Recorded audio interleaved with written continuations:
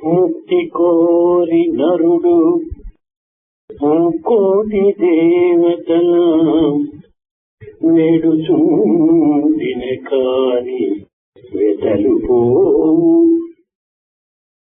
తనలోని అహము తాచంపుకున్నను ముక్తి గేల తానే ముక్తి కాడే. తనదులోని అహము తాచంపుకున్నను ముక్తి గేల తానే ముక్తి కాడే.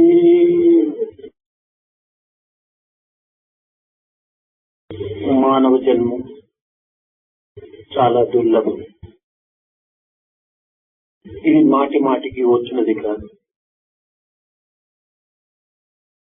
దేహము ఛత్రం వంటిది, మనసు కాపలాదారుడు, జీవుడు యాత్రికుడు. ఇందులో ఎవరికి ఎట్టి సంబంధం కూడాను లేదు. కానీ మానవుడు ఈ నిజమును గుర్తించుకోలేక దేహము, మనసు, జీవతత్వములకు సంబంధ బాంధవ్యమును కల్పించి అనేక విధములైనటువంటి అశాంతికి గురి అవుతున్నాడు. ప్రేమ భగవంతుని యొక్క స్వభావం. అది అందరి యందు కూడాను ఇమిడి ఉన్నది.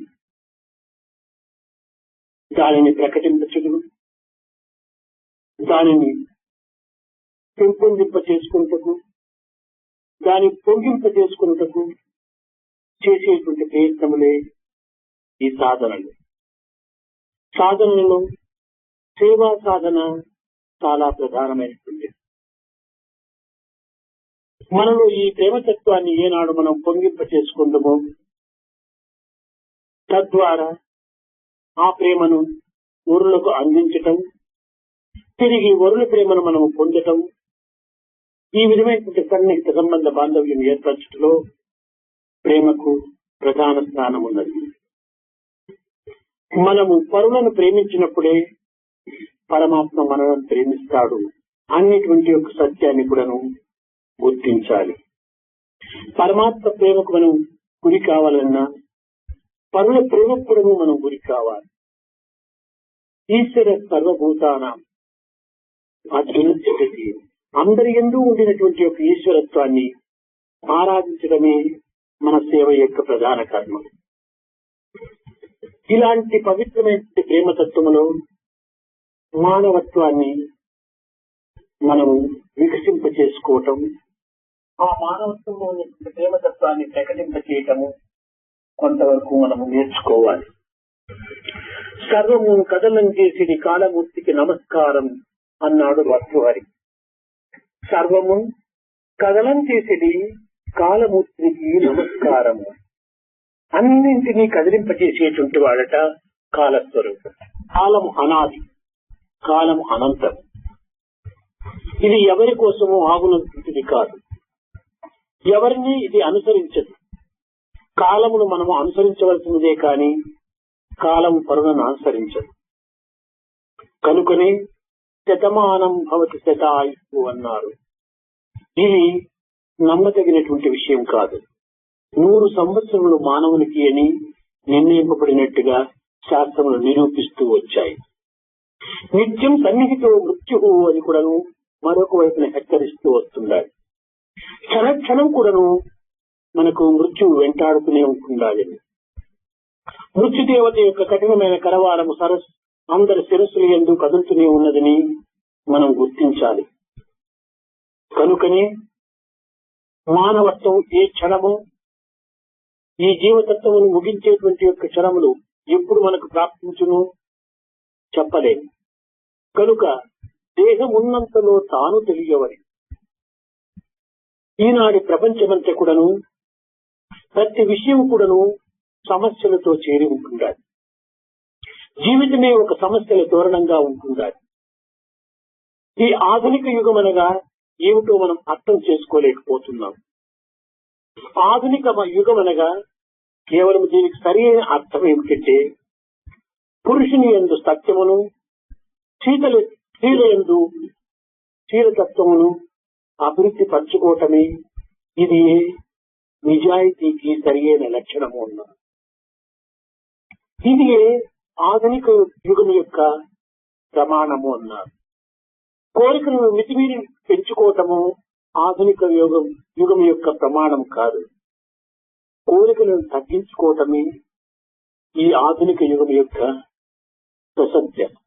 కనుకనే ఆధునిక యుగమునందు మనం ఉండి కోరికలను క్రమక్రమేణా తగ్గించుకుంటూ సేవలను పెంచుకుంటూ దివ్యత్వమైన ప్రేమతత్వాన్ని మనము వికసింప చేసుకోవటం, ప్రకటింప చేసుకోవటం, ఉప్పొంగింప చేసుకోవటం ఇది ప్రధానమైనటువంటి యొక్క లక్ష్యంగా మనం చూడాలి. నిజంగా భగవత్ ప్రేమ మనకి ఏ రీతిగా లభిస్తుంది? మనం భావిస్తున్నాము భక్తులు భగవంతుని వెతుకుతున్నారు అని అనుకుంటున్నాం. ఇది సరి అయినటువంటిది కాదు. భగవంతుని వెతకనక్కర్లేదు. అతను సర్వవ్యాపకుడు, సర్వాంతర్యామి. తాను లేని చోటు ఒకటి లేదు. తనది కాని రూపం కాదు, తనది లేని పేరు కాదు. సర్వమును తానే ఉండినటువంటి భగవంతుని వెతికేది ఎక్కడ? కనుక ఎక్కడ చూసినా ఉంటున్నాడు. ఇప్పుడు వెతకడం దేనికంటే భగవంతుడే నిజమైన భక్తుని వెతుకుతూ ఉన్నాడు. నిక్కమైన నిజమైనటువంటి భక్తుడు ఎక్కడ ఉన్నాడని వెతుకుతున్నాడు. అయితే ఈ భక్తుడి యందు ఏ విధమైనటువంటి లక్షణం ఉండినప్పుడు భక్తుడిగా ఉండవచ్చు? సేవకాభావం అత్యవసరం. ముకులించినటువంటి యొక్క పూల మొగ్గ వికసించుతూ తన పరిమళమును నలుదిక్కులా విరజిల్లుతూ ఉంటుంటాయి. అదే విధముగానే పరిపక్వమునందునటువంటి మనస్సు కలిగినటువంటి మానవుడు తన నుండి ప్రేమ, శాంతి, సేవకాతత్వమును తోటి మానవులకు అందిస్తూ ఉంటాడు. ఏనాడు మానసిక యొక్క పరిపక్వత మనం అందుకుందామో ఆనాడే సేవ యందు మనకు సరి అయినటువంటి అధికారం కలుగుతుంది. ఈనాటి భక్తులు కానీ ఈనాటి వ్యక్తులు కానీ ఏడుపుస్తే నవ్వుతున్నారు, నవ్వు వచ్చినప్పుడు ఏడుస్తున్నారు. అంతా కపటమే. ఇలాంటి కపట భక్తుల నిమిత్తమై భగవంతుడు విచారించడం లేదు. నిత్య సత్యమై మనో అంకితమైనటువంటి యొక్క ప్రేమతత్వాన్ని వెతుకుతూ ఉంటున్నాడు. మనోవాక్కాయముల యొక్క తత్వమును, కర్మల యొక్క పరివర్తనను తాను ప్రయత్నపూర్వకంగా వెతుకుతూ ఉన్నాడు. అలాంటి వాడు భగవంతునికి అత్యవసరం. మనసులోని మాట క్రియలోన లేకున్నా మనిషి ఎట్లదు? కనుక మనసులోని మాట, మాటలోని క్రియ మూడింటి యొక్క ఏకత్వం మనకు అత్యవసరం. అయితే మనం భక్తి చేస్తున్నాం, భజనలు చేస్తున్నాం, సాధనలు చేస్తున్నాం, సేవలు కలుపుతున్నాం. ఇంత మాత్రంతోనే ఇది పూర్ణ స్వరూపాన్ని పొందలేదు. చినుకులు పడినంత చెరువులు నిండునా? చినుకులు పడినంత చెరువులు నిండునా?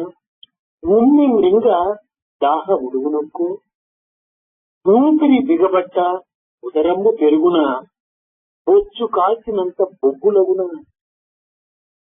కనుక మనము అనుకుంటున్నాం సేవలు చేసినంత మాత్రమున మనకు భగవత్ అనుగ్రహం ప్రాప్తిస్తుంది.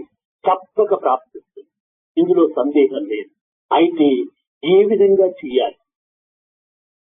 నేను పరులకు సేవలు చేస్తున్నాను అనేటువంటి భావం కూడా ఉండకూడదు.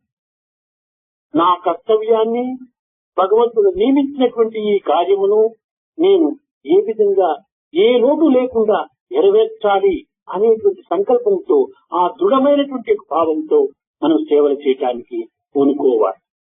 నేను చేస్తున్నాను, మరొకరు చేయించుకుంటున్నారు అనేటువంటి భావం ఉండకూడదు. నాకు నేను చేసుకుంటున్నాను. ఎవరు ఏ సేవ చేసినా తమకు తాము చేసుకోవటం కానీ పరులకు కాదు. ఎందుకనగా ఏ సేవ చేసినా దాని యొక్క రియాక్షన్ నీకే వస్తుందా, దాని ఫలితం నీకే చిక్కుతుండాలి.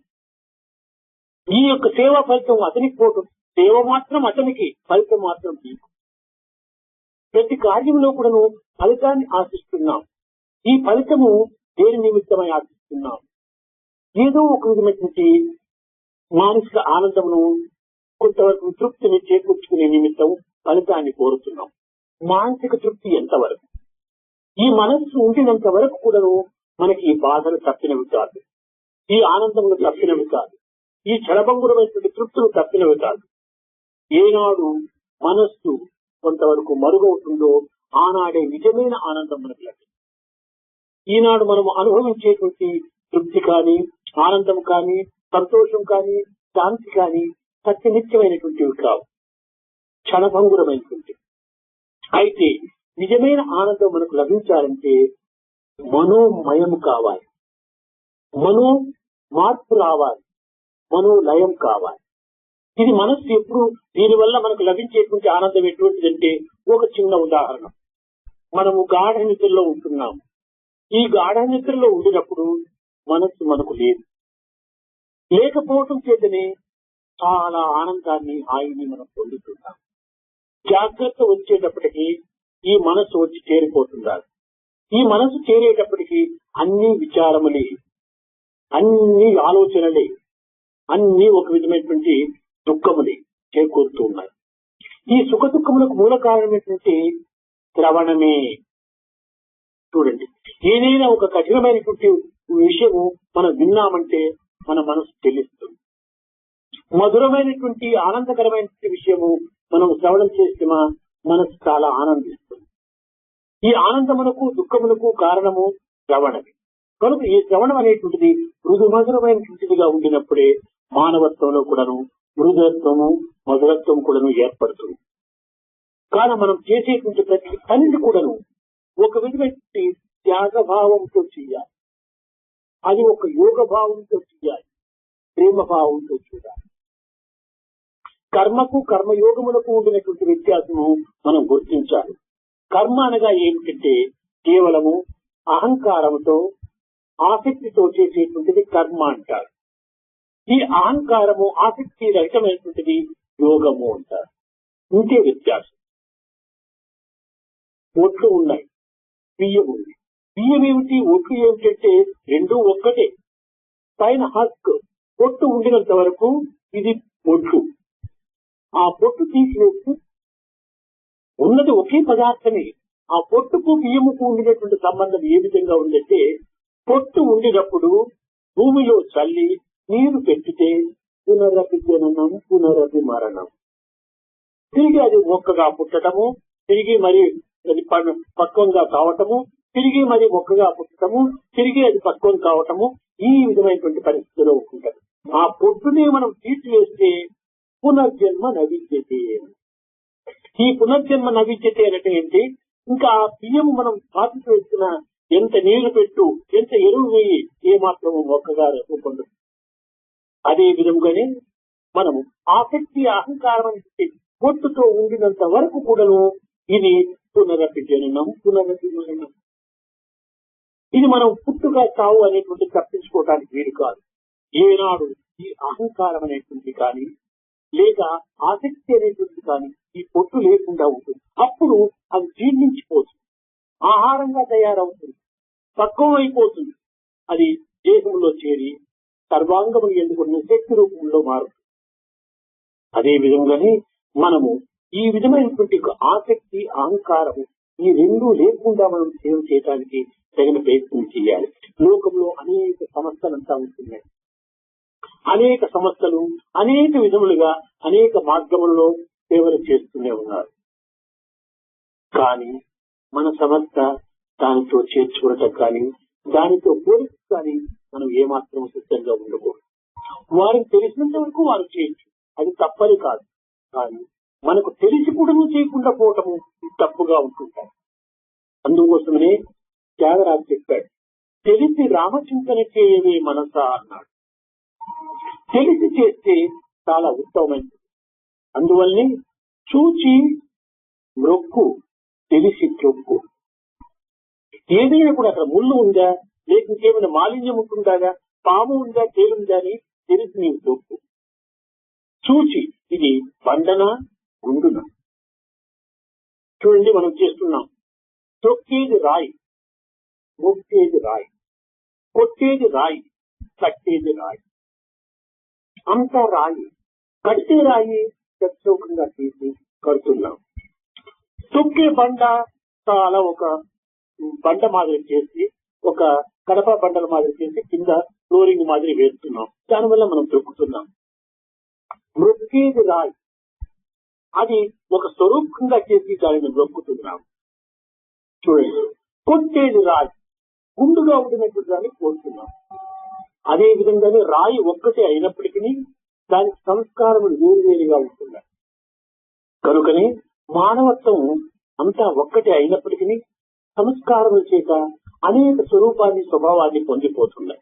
ఈనాడు మనకు సంస్కారం చాలా అవసరమే. సంస్కారమే లేకపోతే సేవా కార్యములో మనం సరైన రీతిగా మనము తృప్తిని పొందలేము.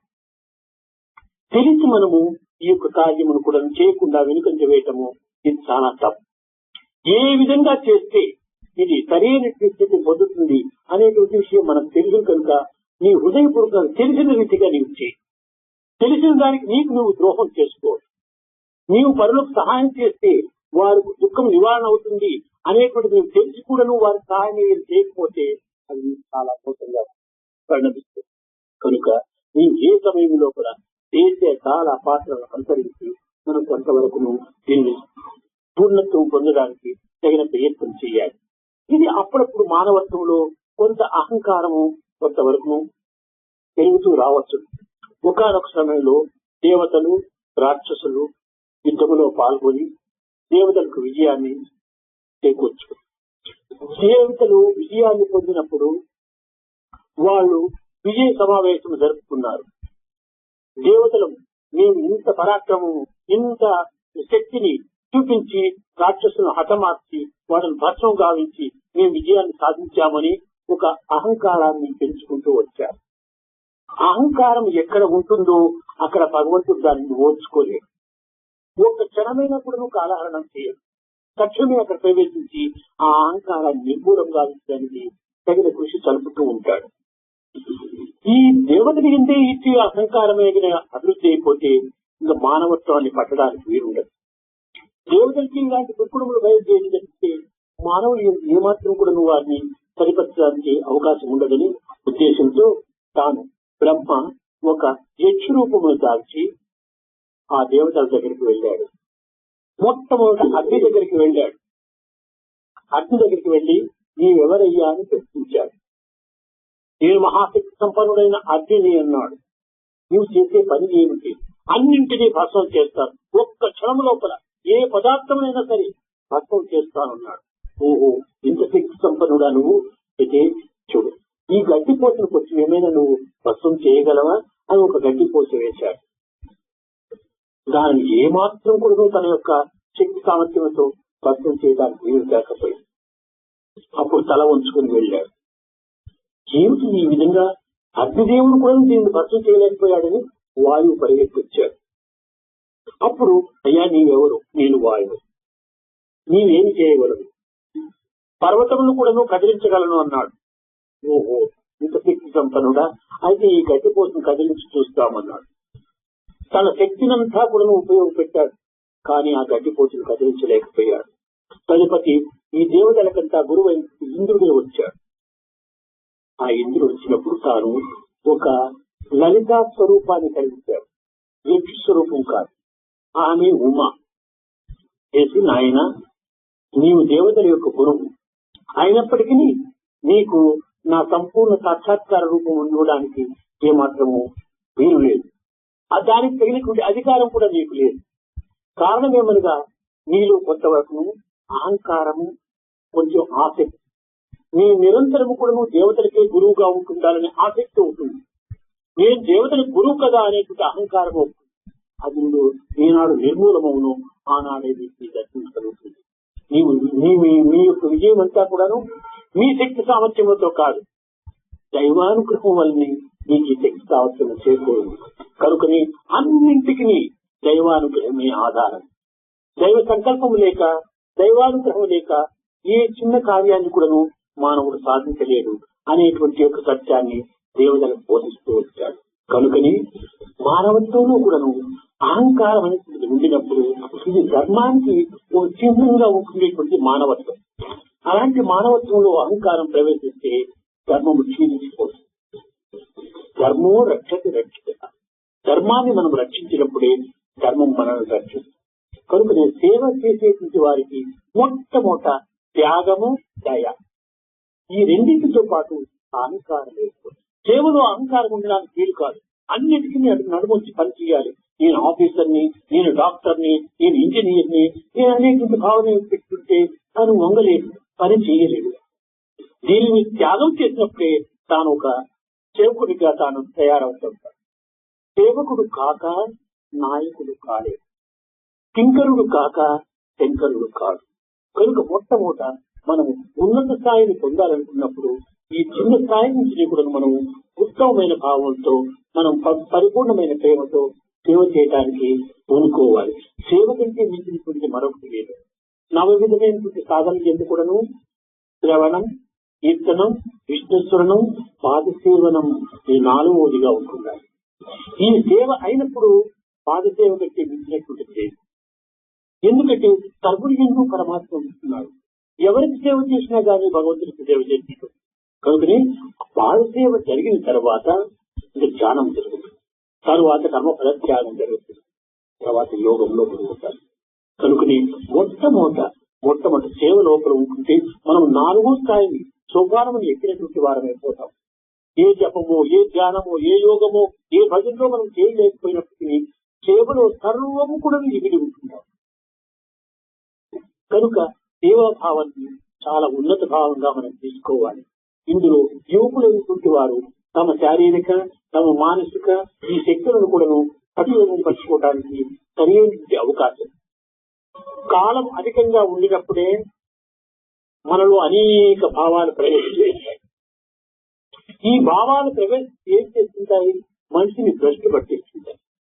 మనము బాగా కాలమును ఏమాత్రం కూడా వ్యక్తం చేయకుండా కర్మలు ఆచరిస్తూ ఉంటే ఏమాత్రం కూడా ఇందులో భావం ప్రవేశించడానికి అవకాశం లేదు. ఏ పని లేనటువంటి వానికి అనేక తలంపులంతా వస్తుంటాయి. దీన్ని కూడా తెలుగులో చెప్పుకుంటారు, నిద్ర కూడా రాదు వాడు. నిద్ర రాని వాడు క్షుద్రాలు బంధించుంటాడు. ఎప్పుడు చూసినా ఏదో తలంపులు వస్తుంటాయి. నిరంతరము కూడా ఒక కఠినమైనటువంటి పని మనం చేస్తూ ఉండినప్పుడు ఉదయము పవిత్రమవుతుంది, కాలము వ్యర్థము కాదు, నా జన్మము సార్థకమవుతుంది. ఈ మూడింటి యొక్క ఫలితం కూడా ఉంటుంటాయి. మనం ఇంద్రియ శక్తి, దేహశక్తి, మనోశక్తి ఉండినంత వరకు కూడా మనం సేవలు చేస్తూ రావాలి. కానీ సేవల కంటే కూడా నిజమైనటువంటి ధ్యానం మరొకటి లేదు. కనుక సేవల్లో మనం పాల్గొనాలి. ఈ పాల్గొనడం పూర్వము మనం కాలాన్ని వ్యర్థం చేయకుండా చూసుకోవాలి. మనం ఆఫీసుకు పోతున్నాం, రేపు ఇంకేమైనా పనికి పోతున్నాం, నీ కంటితో ఏమైనా ఎవరి బాధనైనా చూస్తుగా తక్షణమే వారికి తగినంత సహాయం చేయడానికి మనం సిద్ధంగా ఉంటుండాలి. చూస్తూ కూడాను ఆఫీస్ టైం లేదని మనం అనుకుంటాం. ఆఫీసులో మనకు ఆబ్సెంట్ అయినా మంచిదే, కానీ ఈ రక్తాన్ని నివారించే తదుపరి ఆఫీస్కి ఈ మంచితనం మీకు ఎంతనో అవకాశాలు అందిస్తుంటాయి. ఆ విశ్వాసం మనలో ఉంటుండాలి. నిజంగా విశ్వాసం లేకుండా పోయినప్పుడు ఏ సేవ చేసుకోవడంలో ప్రయోజనం పడదు. ముందుగానే నీవు టికెట్ కొని జోబీలో పెట్టుకొని రైల్లో ప్రయాణం అయిపోతుంటే నీవు థర్డ్ క్లాస్ పెట్టిలో అయినా కూర్చో, ఏ క్లాస్ పెట్టి అయినా కూర్చో, ఏ భయం ఉండదు, నిశ్చింతగా నీవు వెళ్తుంటావు. కానీ టికెట్లు కొనకుండా నీవు ఫస్ట్ క్లాస్ కంపార్ట్మెంట్ లో కూర్చున్నప్పటికీ అక్కడ నీవు ఎప్పుడు టికెట్ కలెక్టర్ వస్తాడో ఏమో, ఎప్పుడు రుణ పడతాడో ఏమో అనేటువంటి భయప్రాంతం నీలో ఉండే ఉంటుంటాయి. లేదా అదే విధంగానే నీవు విశ్వాసము అనేటువంటి దీన్ని టికెట్ కొని నీకు నిజంగా హృదయము అనేటువంటి నీ పాకెట్ లో దాన్ని దాచుకొని ఉంటుంటే నీవు ఎక్కడ ఉండినా పర్వాలేదు, ఏ భయము నీకు ఉండదు. కానీ ఆ విశ్వాసం అనేటువంటి టికెట్ నీవు కొనకుండా నీ హృదయం అనేటువంటి దాంట్లోనే దాచిపెట్టుకోకుండా వినిపోతే ఏ నిమిషంలో ఎవరైనా వచ్చి ఆ స్టేషన్ నుంచి పంపించవచ్చు. కనుక పంపించడంలో పెద్ద నష్టం లేదు, కానీ అగౌరవం అయిపోతుంది. ఎవరైనా నీ తోటి మానవులు చూస్తే ఏమైనా టికెట్ చేయకుండా రైలు ఎక్కడం వల్ల ఈ టికెట్ కలెక్టర్ వెళ్తాడు అనేటువంటి చెత్త పేరు వస్తుంది. అదే విధంగానే నీ హృదయంలో ఆ విశ్వాసం అనేటువంటి టికెట్ ఏమైనా లేకపోతే ఇది పరాపం అయిపోతుంది. జీవితమునికే ఒక మాయని మచ్చగా ఇచ్చిపోతుంది. కనుక ప్రతి మానవుడు కూడాను ఇందులో ఒక విధమైనటువంటి విశ్వాసాన్ని పెంచు, విశ్వాసం కంటే మించినటువంటి ప్రేమ. ఈ విశ్వాసం వల్లనే ప్రేమ లభిస్తుంది. అందువల్లనే మొట్టమొదట ఇది confidence. Where there is confidence there is love. Where there is love there is peace. Where there is peace there is truth. Where there is truth there is peace. Where there is truth there is God. మనకు దైవత్వం ఎక్కడ వస్తుందంటే ఆనందంతో. ఆనందం ఎక్కడ లభిస్తుంది? శాంతిలో లభిస్తుంది. శాంతి ఎక్కడ నుంచి వస్తుంది? విశ్వాసంలో వస్తుంది. ఈ శాంతి వల్ల కొంచెం ట్రూత్, శాంతి ఇవన్నీ చేరిపోతే మానవత్వం పూర్ణత్వం అయిపోతుంది. కనుక ఈ పూర్ణత్వాన్ని మనం పొందాలనుకున్నప్పుడు ఒక విశ్వాసం కూడా మనలో ఉండాలి. మీకందరికీ తెలుసు, మన జీవితంలో ఏ చిన్న పని చేయాలన్నప్పటికీ మనకు విశ్వాసం లేకపోతే చేయలేము.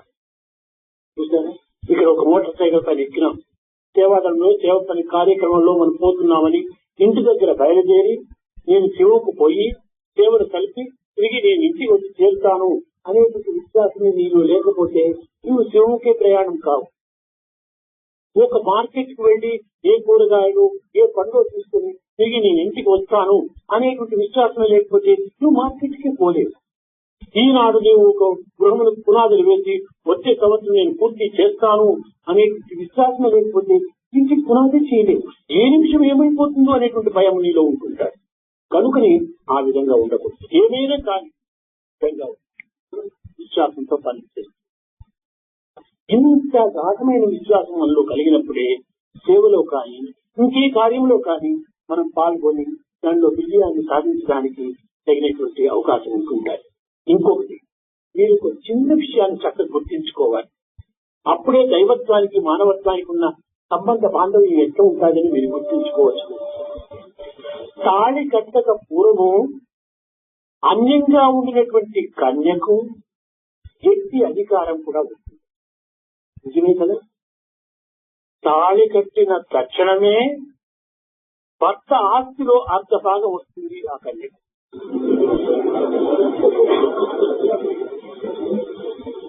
భర్త ఆస్తిలో అర్ధ భాగం రైట్. అదే విధంగానే సర్వమునకు కర్త, భర్త, గుప్త అయినటువంటి భగవంతుని యొక్క అనుగ్రహము అనేటువంటి తాళి, శరణాగతి అనేటువంటి తాళి ఈ కట్టిన తరువాత దైవత్వములో ఉండినటువంటి ఈ దివ్యత్వంలో అర్థము హక్కు మీకు లభిస్తుంది. ఈ శరణాగతికి పూర్వము నీవు అన్యంగా ఉండినంత వరకు కూడాను ఈ దైవత్వం యొక్క శక్తితో నీకు ఏమాత్రం కూడా సంబంధం లేదు. శరణాగతి అనేటువంటిది నువ్వు పడితివా, అర్పితము అనేటువంటిది చేతివా, దైవం యొక్క శక్తిలో నీకు అర్థ భాగం ఉంటుందా. దీన్ని ఎవరూ కాదనలేదు. అయితే మనం చేయవలసినటువంటి యొక్క సరైనటువంటి క్రమంను మనం పొందవలసినటువంటి యొక్క దీన్ని సక్రమమైన దాన్ని మనం పొందాలి. ఇది శరణాగతి నా మనస్సు, నా యొక్క ధనము, నా యొక్క దేహము అన్నిటినీ భగవంతునికి అర్పితం చేయటం అనుకుంటాం. ఇది కూడా చాలా పొరపాటు. అందువల్ల లక్ష్మణ్ చెప్పాడు, మదీయ ధనధాన సర్వభార సమర్పితం ఆత్మానం శేషభూతంకి రక్షమాం శరణాగతి అన్నాడు. మదీయ ధన దారాది సర్వభార సమర్పితం, అన్నిటినీ నీకు ఇస్తున్నాను. ఇది శరణాగతి అర్పిస్తామా? కాదు కాదు. ఎందువల్లనగా నీ దేహం నా దేహం స్వామికి అర్పితం చేశాము. నీ దేహం నీ స్వాధీనంలోనే లేదు, నాకెట్లా అర్పితం చేసే. నీ దేహంలో ఉండినటువంటి రక్తం ఏదో పేరు కొంచెం పోసి ఆ రక్తం పోతుంటే నీ రక్తమే నీ స్వాధీనంలో లేకుండా పోవటం వల్ల చేతనే డాక్టర్ దగ్గరికి వెళ్ళి బ్యాండేజ్ పెట్టమంటున్నావు. ఇంకా అలాంటి దేహాన్ని స్వామికి ఎట్లా అర్పితం చేయడానికి మీలో నా మనస్సు స్వామికి అర్పితం చేశాను. ఈ పిచ్చికోతి వంటి ఈ మనసు క్షణక్షణం కూడా నిన్ను వదిలిపెట్టిపోతుండాలి. దానిని పట్టేది ఎప్పుడు, నీ స్వాధీనం చేసుకునేది ఎప్పుడు, నీ స్వాధీనం చేసుకున్న తర్వాత కదా నాకు అందించేది. కనుక ఇది కూడా అసాధ్యమే. కాన నీవు నీ మనస్సు, నీ హృదయము, నీ యొక్క దేహము, నీ సర్వస్వము భగవంతునికి అర్పితం గావించటము శరణాగతిని కాదు, దర్శనం. రెండు భావములు లేనటువంటి ఒక తత్వమే ఇదే శరణాగతి. స్వ పర, నాది నీది అనేటువంటి ఈ స్వపర భేదము లేకుండా పోవటమే నిజమైన శరణాగతి సరైన అర్థం అన్నారు. స్వామి నాది నీది అనేటువంటి ఉండదు. అందువల్ల నేను రాత్రి చెప్పాను, స్వార్థ పరార్థ పరమాత్మ అనగా ఏంటి? స్వార్థం అనగా ఏంటి? నా యొక్క సంపద ఎవరికి పోకూడదు, ఇతరుల సంపద సదా నాకు రావాలి అనుకోవటం స్వార్థం. ఇది నిస్వార్థం అనగా ఏమిటంటే తన సొత్తు ఎవరికి పోకూడదు, కానీ పరులతో మాత్రం నేను ఆశించను. దీని వల్ల కొంతవరకు నిస్వార్థంగా ఉంటుంది. పరార్థమనగా ఏమిటంటే ఎవరిది కోరక తన సొత్తుని సర్వులకు అర్పితం గావించుకోవటం పరార్థము అన్నారు. ఇంకా పరమార్థం అనగా ఏమిటంటే నీది కాదు నాది కాదు, అంతా భగవంతుడి అనేటువంటి భావంతో సర్వం కూడాను భగవంతుడికి అప్పచెప్పి నేను కూడా నీవాడే, నాదనేటువంటిది ఎక్కడ ఉంటుంది? నేనే నీవాడైనప్పుడు నాదే ఏదుంటాయి. ఈ యొక్క సమర్థంతో పోయినప్పుడే ఇదే అనన్యత. మనం సాధన సలపటం లేదు, ఒక విధమైనటువంటి ప్రతిజ్ఞతో మనం దీన్ని సాధించడానికి కోరుకోవడం. ఏదో అల్పమైన సుఖాలకు, ఏదో స్వల్పమైన భావాలకు మనం సర్వత్వాన్ని త్యాగం చేస్తున్నాం. కానీ నిత్య శక్తి నిర్మలమైనటువంటి యొక్క ఆత్మతత్వానికి మనం కించిత్తైనా త్యాగం చేయటం మనం చేయాలి. దీన్ని చేసినప్పుడే మనకు లభిస్తుంది. ఒక చిన్న ఉదాహరణ, ఏదో ఒకదాన్ని మనం అర్పించినప్పుడే మరొక దాన్ని మనం అందుకోవడానికి వీలవుతుంది. అట్టు కాకుండా అర్పించక మనం అందుకోవడానికి తీసుకుంటే ఇది సరైనది కాదు. ఇచ్చుకోవాలా పుచ్చుకోవాలా, ఇది సరైన సహజంగా. కానీ ఇచ్చుకోకుండా పుచ్చుకోవడానికి సిద్ధంగా ఉంటుంటే అది ఏమాత్రం పూర్తి స్వార్థం అయిపోతుంది. మనం ఎప్పుడు ఇచ్చుకోవటం. నీకు ఏది ఉంటే అది, పత్రమో పుష్పమో ఫలమో తోయము. ఇదంటే ఏమి? పత్రం. పత్రం అనగా ఏంటి? బిళ్ళపత్రి, మారేడు పత్రి, తులసి పత్రి, ఇవి ఆ పత్రాలు కాదు. పత్రం అనగా ఏమిటంటే రాలిపోయేటువంటిది. పరిపక్వం కాగానే వర్షమునకు ఒక తోరి, అదే ఒక వసంత ఋతువు అంటారు. ఆ వసంత ఋతువు వస్తానే ఆకులన్నీ రాలిపోతుంటాయి. ఆ రాలిపోయేటువంటిది ఏదో అదే పత్రము. ఏది రాలిపోయేది? మన దేహమే పత్రము. రాలిపోయేటువంటిది ఇదెందుకు బయలుదేరుతుంది? చిన్న బిడ్డగా అది క్రమక్రమేణా పెరుగుతుంది, ముదిరిపోతుంది, ముసులైపోతుంది, కడాతురికి రాలిపోతుంది. ఇదే దేహం. దీనిని పత్రం అన్నారు. పుష్పము. ఎలాంటి పుష్పం అనగా హృదయ పుష్పము. ఈ హృదయ పుష్పాన్ని మనం అర్పితం చేయాలి. అయితే ఎట్లా మనం అర్పితం చేయాలి? ఏదో చిక్కిన పుష్పం అంతా తెచ్చి మనం అక్కడ వేయకూడదు. ఆ పుష్పంను చూసి ఇందులో సుగంధం ఉందా, దుర్గంధం ఉందా చూడాలి. తదుపరి ఆ పుష్పం పైన ఉండినటువంటి పురుగులంతా మనం తీసివేసి దానిని పరిశుద్ధం చేసి భగవత్ పూజకు మనం వినియోగం చేస్తాం. అదే విధంగా ఈ హృదయం అనేటువంటి పుష్పములు కామక్రోధులు మోహములు వాత్సల్యం అనేటువంటి పురుగులంతా ఉన్నాయి. వీటిని తీసివేయాలి. వీటిని తీసివేసి అప్పుడు పుష్పం అర్పితం చేయాలి. ఇంకా ఫలము. ఏమి ఫలము? ఏం కాసుకోటి ఫలమా, ద్రాక్ష ఫలమా, లేకపోతే యాపిల్ ఫలమా? ఈ ఫలములు కాదవి, మనోఫలము.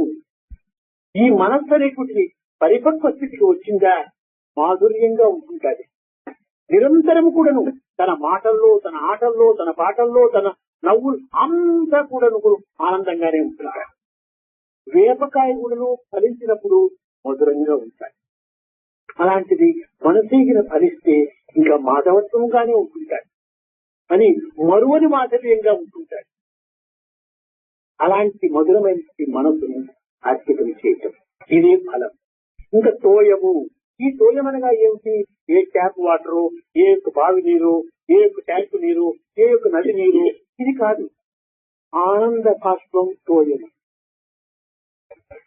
నీ హృదయం ఉప్పొంగిపోయి దైవానందములో మునిగి నీకు తెలియకుండానే ఆనంద బాష్పాలు. ఎక్కువ ఆనందమైనప్పుడు కత్తిలో నీరు కారుతుంది, ఎక్కువ దుఃఖం వచ్చినప్పుడు ఒక్క చుక్కైన నీరు కారదు. ఇది దీని యొక్క స్వభావం. కనుక ఆనందంతో కారే జలంని అర్పితం చేయాలి. ఇది జలం. కనుకనే ఉపనిషత్తులు వేదం నందు చెప్పినటువంటి మతము యొక్క అంతరార్థములు ఇవి కాని పత్రం, పుష్పం, ఫలం, తోయం. అంతేకాదు బాహ్య పుష్పములు తెచ్చి, బాహ్య ఫలములు తెచ్చి, బాహ్య జలములు తెచ్చి, మనం బాహ్య పత్రములు తెచ్చి పరమాత్మకు అందిస్తే నేడు మంచిగా ఉండొచ్చు, రేపు వాడిపోవచ్చు. ఇలాంటి పనికిరానిటువంటి వెంట పరమాత్మకి ఇచ్చేది. ఎందుకంటే పరమాత్ముడు ఎలాంటి వాడంటే సత్య నిత్య నిర్మలమైనటువంటి వాడు కనుక మనం ఇచ్చేటువంటి ఇప్పుడు సత్య నిత్య నిర్మలమైనటువంటిగా ఉండాలి. ఎక్కడ ఉన్నాడు, ఎవరికి ఇద్దామనుకుంటే బాహ్య రూపంలో నీవు కనిపించకుండా పోయినంత మాత్రమున లేడనుకో హృదయంలో. ఇది దివ్యమైనటువంటి ఈశ్వర స్థానం ఏమిటంటే హిమాచలము అని మన యొక్క పురాణములంతా బోధిస్తుంటాయి. హిమాచలం, హిమం అనగా ఏమిటి? మంచు. ఈ మంచు యొక్క స్వభావం ఏమిటి? చల్లదనం. దీని రూపం ఏమిటి? పరిశుద్ధం, తెల్లగా ఉంటుంటాయి. మంచు యొక్క రూపము పరిశుద్ధము, చాలా తెల్లగా ఉంటుంటాయి. దీని గుణం ఏమిటంటే చల్లదనం అనగా ప్రశాంతం. హిమ అచలం, కదలనటువంటిది, చెలించేటువంటిది కాదు, కదలనటువంటిది. అదే హృదయం. కనుకనే నిర్మల నిశ్చల ప్రశాంతి హృదయమే హిమాచలము అన్నారు. హిమాచలానికి మనం ఛార్జీలు పెట్టుకుని పోనక్కర్లేదు. ఈ హిమాచలం ఇక్కడే ఉంటుంటా. నీవు ఏనాడు దీన్ని పరిశుద్ధం చేసుకుంటావో, ఏనాడు నిర్మలంగా ఉంచుకుంటావో, ఏనాడు ప్రశాంతంగా ఉంచుకుంటావో అప్పుడే అక్కడ ఈశ్వరుతో సాక్షాత్కరిస్తాం. ఈ విధమైనటువంటి అంతరార్థాలు కూడా చక్కగా గుర్తించుకొని మనము వెలుగుతూ రావాలి. ఏ పని చేస్తూ ఉండేటప్పటికీ దైవభావంతో నువ్వు చేస్తున్నా. అందువల్లనే కృష్ణుడు కూడా అర్జునుడు చెప్పాడు, మామను స్మరించు అన్నాడు. అర్జున, నీవు నన్ను స్మరిస్తూ కూడా యుద్ధం కూడా చేయి, కానీ ఆ యొక్క బాధలు నీకుండవు. ఎందువల్లనగా ఒక చిన్న ఉదాహరణ. మనం ఒక బట్టలు కొట్టుకు వెళ్ళాం. బట్టలు కొట్టుకు వెళ్లి క్యాష్ ఇచ్చి నీవు 2 గజాల చొక్కా కూడా తీసుకున్నావు. సరే, ఇంతతో అతనికి నీకు సంబంధం లేదు. నీవు ఇంటికి వెళ్ళవచ్చు. నీకు వచ్చేటువంటి జీతం లోపల నీకు సుఖంగా నీవు జీవితాన్ని గడుపుకోవచ్చు. అట్లు కాకుండా క్యాష్ ఇవ్వకుండా అప్పు పెట్టి నీవు గుడ్డలు తీసుకొని వస్తే నీకు వచ్చే నెల జీతం లోపల ఈ అప్పుకు తగిన వడ్డీ కట్టవచ్చు. ఇంకా జీవితం అంతా వడ్డీ కడుతుంటే అప్పు తీయదు ఎప్పుడు. ఇంకా కనుకనే ఇక్కడ ఏం చేశారంటే ప్రతి కార్యం కూడా భగవత్ అర్పితంగా మనం చేసినప్పుడు ఇక్కడ అప్పు ఉండడానికి వీలు లేదు. అది క్యాష్ ఇచ్చినటువంటిది కనుక ఇంకా అప్పు ఏమాత్రం కూడా ఉండదు. ఉండనప్పుడు ఇంకా నీవు ఆనందంగా జీవితాన్ని గడుపుకోవచ్చు. అప్పు ఉండినప్పుడే బాధలు చాలా జాగ్రత్త. చూడండి, అందువల్లనే అన్నదానము కన్నా అధిక దానం లేది, తల్లిదండ్రుల కన్నా దైవం ఏది, జగదీతపం కన్నా సత్యశీలం ఏది, దయ కంటే ఎక్కువ ధర్మం ఏది, సుజన సంగతి కన్నా చూడ లాభం ఏది, క్రోధము కన్నా శత్రుత్వం ఏది, రుణము కంటే నన్నకు రోగమేది, ధరణి అపకీర్తి కంటే మరణమేది, సర్వదా కీర్తి కంటే తప్పదేది, మరణ కంటే మించిన ఆదరణ ఏది. ఇదే మనం చేరవచ్చు. ఈ అప్పు బాధ ఉంటుంటే అదే పెద్ద రోగంగా ఉంటుంటారు. కనుకని మనం భగవత్ అర్పితం కావించకుండా చేసినటువంటి పనులన్నీ కూడా అప్పు కిందనే చేరిపోతాయి. ఎప్పటికప్పటికీ మనము ఈ అప్పు పెట్టకుండా మనం చెల్లిస్తుంటే చాలా సుఖంగా జీవిస్తాం. కనుకనే నీవు మామను స్మరించ, నన్ను స్మరిస్తూనే యుద్ధం చేయి. నీకు ఇంకా ఏ దోషము ఉండదు, ఏ బాకీ కూడా అక్కడ ఉండడానికి వీలు కాదు. కనుకని సర్వదా సర్వకాలేతో సర్వత్రా హరిస్తుంటారు. మనం భగవత్తుని చింతించుకుంటూ ఏ పని చేసినా అంత భగవత్ అర్పితంగానే పోతుంది. కనుకనే మనం చేసే కార్యంలో మంచి కానీ చెడ్డ కానీ ఇది తారతమ్యం భావించకుండా నీ తెలివితేటలకు సంబంధించినంత వరకు విచారణ చేసి ఇది మంచిదని తృప్తి చెందినప్పుడు ఆ కార్యంలో నువ్వు పాల్గొ. ఇది మంచి సార్థకత పొందుతుంది. ఈ విధమైన భావంతో చేసినప్పుడే సేవ సరియైనటువంటి. శబరి ఉండిన మీకు తెలుసు, కథల్లో విని ఉంటారు. ఆమె రామచంద్రుని చూడలేదు, కానీ ఈ ఋషులందరూ కూడాను, మతంగ మహర్షి వీళ్ళందరూ కూడాను రామచంద్రుడు శ్రీమన్నారాయణుడిగా ఉంటాడు, రామచంద్రుడిగా పుట్టి పితృవాక్య పరిపాలన చేయడంతో ఈ అరణ్యానికి వచ్చి చేరినాడు, మన అరణ్యానికి కూడా వస్తాడు అని వాళ్ళు మాట్లాడుకుంటే వినింది పాపం ఈ శబరి. వినినటువంటి శబరి ఇంకా ఏం వినింది? రాములు అజానుబాహుడు, జడలను ధరించి తాపస వేషముతో ఈ యొక్క అరణ్యంలో సంచరిస్తున్నాడు అని వినింది పాపం. అదే హృదయంలో హత్తుకొనిపోయినటువంటి ఈ యొక్క శబరి ఏదో మార్గంలో పోవటం, తాను చాలా పొట్టి నామాది. ఆ పొట్టిగా ఉండినటువంటి శబరి ఏం చేసి తాను ఎక్కడో బయలుదేరిపోతుంది. ఒక పొద, ముండ పొద తలకు తగులుకునేది. అప్పుడు యోచించి, నా తలకే ఈ పొద తగులుతుంటే ఇదే మార్గంలో రాముడు రావచ్చును, అతను ఆజానుభావుడన్నారు, అతను తలకు తగులుతుందో ఏమో, అతను పాపం జగం ధరించినాడట, నా స్వామికి ఈ శ్రమ లేకుండా ఉండాలని ఒక కర్రకు ఒక కత్తి కట్టుకొని ఆ యొక్క మొక్కలంతా కొట్టివేశాడు. చూడండి, అది భావం. మరి ఒక సమయం లోపల ఒక గుండు పైన కూర్చుండేటప్పటికీ ఆ గుండు చాలా కఠినంగా ఉంది, తన దేహానికి చాలా శ్రమను అందిస్తూ వచ్చింది.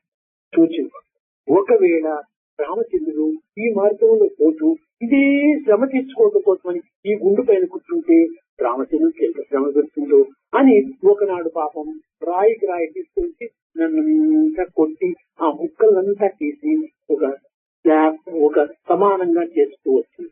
ఈ విధంగా చేస్తూ వచ్చినటువంటి సేవలంతా నిజంగా రాముడికి చెందిపోయింది. రాముడు లేకపోయినా రాముడు వస్తాడే. అదే విధంగానే ఒక పండ్లు కూడా కోసుకొని తాను తింటూ రాముడు రావచ్చును.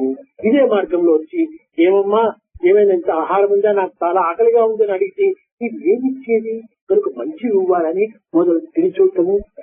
ఈ విధంగా పండ్లు కూడా ఏరిపెట్టు తాను చేసినటువంటి కర్మలు అన్ని కూడా రామార్పితంగానే జరిగిపోయింది. రామార్పితంగానే పోయింది. కనుకని మనం ఏమి చేసినా ఈ భావంతో చేస్తే అన్ని కూడా భగవంతు అర్పితంగానే ఉంటాయి.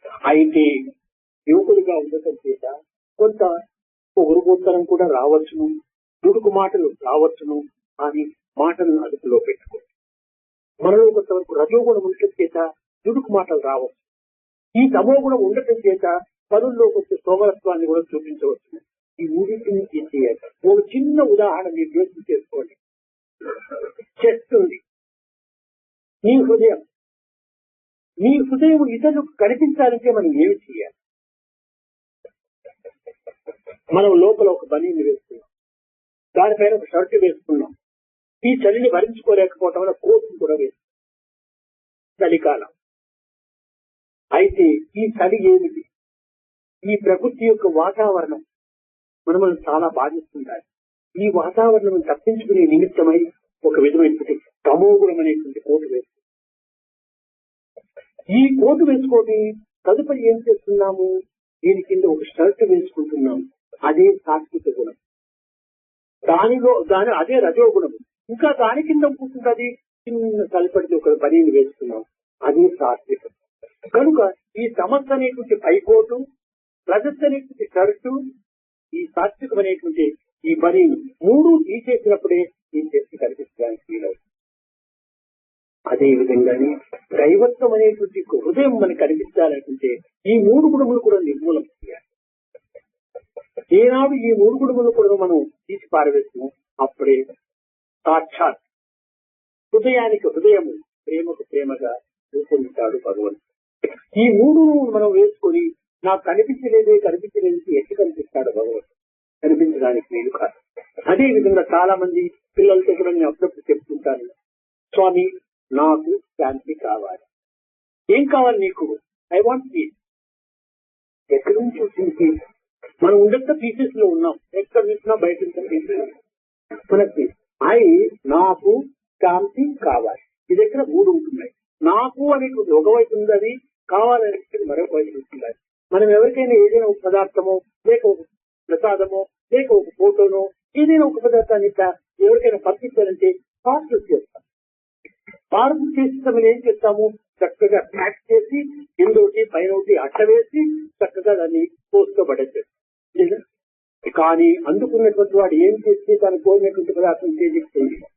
ఈ కింద పలక పై పలక రెండు కూడా ప్యాక్ను పూర్తి తీసివేసినప్పుడే మధ్యలో ఉండేటువంటి యొక్క మనం పంపించినటువంటి యొక్క పదార్థం వారికి చేయాలి. అదే విధంగానే నాకు శాంతి కావాలి, శాంతి మధ్యలో పెట్టాము. నాకు అనేటువంటి ఒక పలక కావాలని ఇంకొక. ఇది ప్యాక్ చేసి పంపిస్తాం. కనుక నీవు ఇప్పుడు ఏం చేయలేదు, శాంతి కావాలంటే ఈ పలక తీసే, నాకు అనే అహంకారము, కావాలనే డిజైర్, ఈ రెండు తీసేస్తే శాంతి నీకు సులభంగా ఉంటుంది. కానీ మనం ఆ పని చేయటం, ఆ పెట్టుకున్నాం, నాకు శాంతి చిక్కలే కానీ విడిది తప్పక ఈ ఫ్యాక్టరీ నువ్వు రిమూవ్ చేయి, తప్పక నీకు లభిస్తుంది. కనుక మనము ఈ ఎడ్యుకేషన్, హెల్త్ అనేటువంటి దాంట్లో ఏదో అనేక సేవలు చేస్తున్నాం. ఇది లోక సంబంధమైనటువంటి సేవలు. ఈ సేవలను, ఈ విద్యలన్నీ కూడాను చిత్రకళ, శిల్పకళ, ఇంకా సంగీతము, సాహిత్యము, ఈ విద్యలన్నీ కూడాను కేవలం ఒక విధమైనటువంటి భౌతిక విద్యని. భౌతిక విద్యలో ఇవి ఒక ఉపాంగములి. కానీ నిజమైన విద్య ఆత్మ విద్య. ఈ ఆత్మ విద్యలో ఈ విద్యను కూడా అత్యవసరమైనటువంటి లోకములో మనం ఉండినంత వరకు ఈ విద్యను కూడా మనం నేర్పవలసిందే. దీంట్లో మనము ఎందుకోసం ఈ విద్య నేర్పాలంటే అన్ని రంగములు ఎందుకు కూడాను సేవాదళం ప్రవేశించి ఇంకా పరిశుద్ధం చేయాలనే ఉద్దేశంతోనే హెల్త్, ఎడ్యుకేషన్, ఇంకా రూరల్ డెవలప్మెంట్ ఇవంతా పెట్టినటువంటి ఒక విధమైనటువంటి షో కోసం కానీ, లేక పేరుకు చిత్రం కోసం కానీ కాదు. అన్ని రంగముల్లో కూడా వీరు ప్రవేశించి ఆ రంగంలో ఉన్నటువంటి మాలిన్యాన్ని పరిశుద్ధపరిచి వారిని కూడా మనలో చేర్చుకునే కోసం నిమిత్తమై ఏర్పరిచినటువంటివే కానీ ఒక స్వార్థమని కానీ ఇంకే విధమైనటువంటి యొక్క పేరుకు చిత్రం కోసమని కాదనేటువంటి సత్యాన్ని కూడా నేను గుర్తించాలి. ఎవరైనా అడిగినప్పుడు మనం గట్టిగా చెప్పాలి, ఇది స్వార్థరహితమైనటువంటి సేవ. అంటే స్వార్థం అంటే ఏమిటో సెల్ఫిష్ అంటారు. Fish is better than selfish అన్నారు. ఎందుకంటే చేప నీళ్లలో సంచరిస్తుంది. నీళ్లలో సంచరిస్తూ ఏం చేస్తుంది? నీళ్లలో ఉన్న మాలిన్యాన్నంతా తిని నీళ్లను పరిశుద్ధం చేస్తుంది. చూడు, చేప ఎంతో ఉపకారం చేస్తాడు.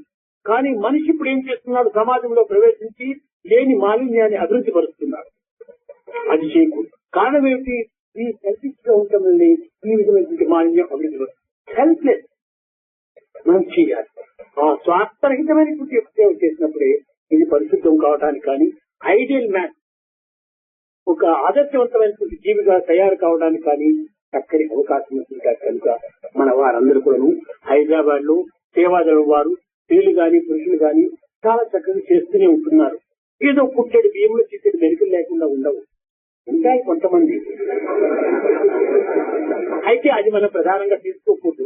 వారు కూడా అనగనగరాగ మధ్యలుచుండు, తినగ వేప తీయనుండు, ప్రాణరాపిడి చేసి సగమైపోవు, ఆ పైన వరయించు అంటే బంగారును వర చూడాలంటే తిక్కాలి గట్టిగా, అప్పుడే దిగుతుంది దాని యొక్క వర తెలుస్తుంది. అదే విధంగానే డైమండ్ కూడా విలువ రావాలంటే దండిగా కోతలు పోయాల. కోతలు పోసినప్పుడే దానికి విలువ. ఒట్టి ఇదిగా బండగా ఇచ్చేస్తే అది ఓడి కట్టిన విలువ కూడా ఇవ్వరు. కనుక ఈ కష్టాలు మనకు రావాల్సింది, ఈ బాధలు మనం అనుభవించాల్సింది, ఈ నిందలకు నిష్ఠూరములకు మనం ఓర్చుకోవాల్సింది. ఇవన్నీ కూడా ఒక విధమైన సాధన యొక్క శక్తి సామర్థ్యములుగా మనం తీసుకోవాలి. ఇవంతా నా మంచి కోసమే. ఆ విధంగా భావించినప్పుడే మనకు సరైన యొక్క మార్గం ఏర్పడుతుంది. కానీ ఏదో కేవలం ఆయన ఇట్లన్నాడు, ఈయన అట్లన్నాడు అనేటువంటి దీంట్లో మనము కొంతవరకు ప్రవేశిస్తున్నా మనం ఇంకా సేవలు చేయలేము, మనం సరైన దీన్ని సాధించలేము. ఎవరేమైనా అనుకోని లెక్క చేయనక్కని మన కర్తవ్యాన్ని మనం నిర్వర్తించుకోవాలి. ఈ భూషణలన్నీ కూడా కేవలము ఒక వాయు తరంగము, ఇవి జడమైనటువంటివి. కానీ మనం చైతన్యమైనటువంటి వాళ్ళు. ఈ యొక్క జడముల కథ కానీ, లేక ఈ వాయు ప్రకటనల కథ కానీ మనం ఏమాత్రం కూడా చెల్లించకూడదు. మనం ఎలాంటి వారం తింటే మలయ మారుతమునకు అటు ఇటు ఊగేటువంటి దీపాలు కాదు. మనం వేలు పర్వతముల వల్లే కదలనటువంటి యొక్క చిత్రంగా మనం తయారు కావాలి. అది నిజమైనటువంటి మానవత్వం అంటే ఒక గండ పిల్లలు ఉంటారు, మీకు తెలుసు. సముద్రంలో పాతుకొని పోతాయి కొన్ని రాళ్లు. ఈ సముద్రం అలలు వదలవు, ఇది కదలవు. కనుక మనకు వచ్చేటువంటి నిందలు నిష్ఠూరములు అనేటువంటి అలలు. కానీ మనం స్థిరమైనటువంటిది ఇదే ఒక శిల. ఈ శిల స్వరూపుడుగా మనం తయారు కావాలి. అంతేగా చీటికి మాటికి మన కోపము, తాపము, ఈ బంపు ఇవంతా చేయడానికి వీలు కాదు. ఆ సమత్వాన్ని మనం పెంచుకోవటంలో ఈ కష్టాన్ని కూడా మనం సహించుకోవాలి, ఈ బాధలు కూడా భరించుకోవాలి, ఈ నింద నిష్ఠూరములు కూడా లెక్క చేయకుండా ఉండాలి. ఇదే మనం నేర్చుకోవాలి. ఈ విధంగా చేసినట్టు మహనీయులంతా ఎన్ని కష్టాలకు గురి అయిపోయినారు. కట్టగడప నిందలకు నిష్ఠూరములకే కాకుండా కట్టగడప శరీరాన్ని కూడా త్యాగం చేశారు. అదే లాస్ట్ ఫ్రైడే గుడ్ ఫ్రైడే అన్నారు. గుడ్ ఫ్రైడే అంటే ఏమిటంటే ఆనాడు ఈ జీసస్ ను శిలువకు అందించినటువంటి దినం. అలాంటి దినం లోపల కూడాను అనేక మంది అభిమానులంతా కూడాను చాలా బాధపడుతూ వచ్చారు. అదే నిజవాన్ని చెప్పారు, all are one my dear son, he అనేక్ టు ఎవరీ వన్. అందరూ సమానమే, కానీ ఎవరిని ద్వేషం చేయరు. All are one. ఈ దివ్యమైన భావము మనం తీసుకోవాలి. ఈశ్వర సర్వభూతాన, ఈ భావాన్ని మనం తీసుకున్నప్పుడే అందరూ కూడాను ఎలాంటి వారికైనా బాధ లేకుండా ముందుకు రాలేదు. మంచి బంగారైనా సరే ఒక నగ కావాలంటే అగ్నిలో వేయాలి, కొట్టాలి, సాగబెరకాలి, కటింగ్ చేయాలి. ఇవి చేస్తే గానీ అది నగగా తయారు కాదు.